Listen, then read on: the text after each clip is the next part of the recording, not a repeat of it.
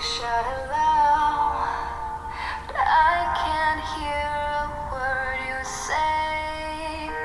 I'm talking loud, not saying much. Hey, Better Wives. Song in the background is Titanium, and it talks about bulletproof and ricocheting, and I don't know, I just thought it was appropriate for what I'm talking about today, which is bulletproof. Okay, so I was watching a movie the other day, and it's called Time Cop, and it had Jean-Claude Van Damme in it.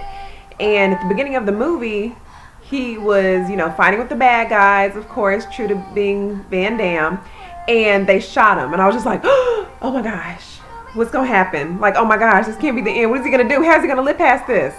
But of course, he gets up, he's wearing a bulletproof vest, and it protected him, so he was able to go do what he needed to do. So I thought about that and how it relates to our marriages. And the purpose of a bulletproof vest is to protect the person who's wearing it. It doesn't mean it's going to eliminate you from all harm, but you do have a higher chance of survival if you are wearing one.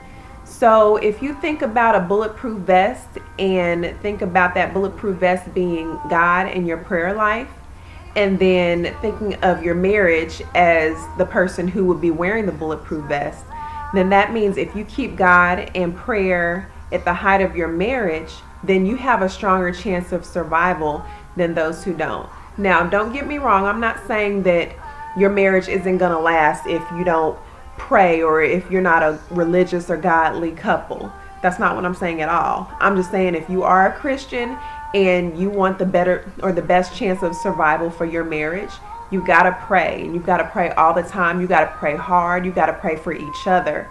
And it's not something that's going to be easy. You are going to have challenges. You're going to face things that are going to be difficult for your marriage. And you just have to think about all of those little things that make your marriage what it is because you came out of something hard that you thought it was going to be difficult to survive or outdo. So that's just my word for you guys. And I want to read a scripture, Ecclesiastes 4:12. Though one may be overpowered, two can defend themselves. A cord of 3 strands is not quickly broken.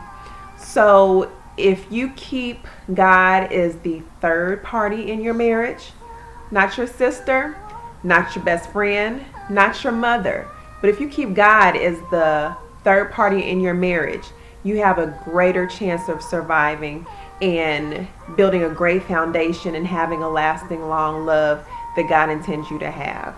So that's all I wanted to talk to you guys about today.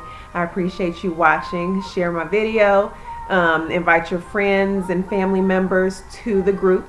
As most of you know, I have opened up the group to married and engaged women now, which is a big deal because I feel like engaged women need to know what they're coming into and know how to prepare themselves to be the best type of wife they can be. So everybody have a great day.